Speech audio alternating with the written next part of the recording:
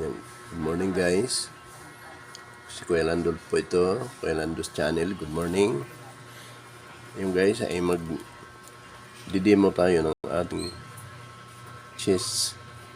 Ang tawag dito ay castling. Ito po, castling. Ano ba ang castling?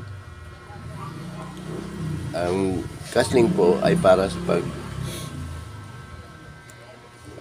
sa prepare ng kanyang cheese para sa mas matatag na posisyon sa depensa. Tulad nito, sa halimbawa ng castling ay sa king side, meron man sa queen side. Pag nagkakasling tayo guys, kailangan malinis po muna ito. Halimbawa, ito, castling sa right side, kailangan wala muna itong sa pagitan ng king at saka rook. Kailangan lalabas muna po ito. Halimbawa, ganyan. Yan, lalabas muna sila. Ang una nyo pong hawakan ay ang king. Ganito po. Magmula diyan, 1, 2, ayan. Tapos, hawakan mo yung rock.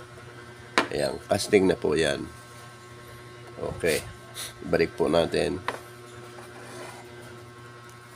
Sa queen side tayo po. Tulad nito, alisin muna natin to. Palabasin muna natin ang bishop. Ang king, palabasin natin. Ganon din position. 1, 2. Yan.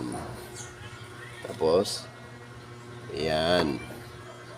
Laging king ang maunang hawakan para valid ang pagkakasling. Hindi po ito maunang hawakan nyo lagi kundi yung king. Okay po guys.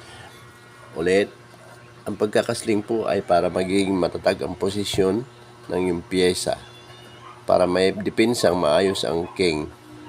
At yan, pag maayos ng depensa mo, pwede ka nang sumugod o matake sa kalaban.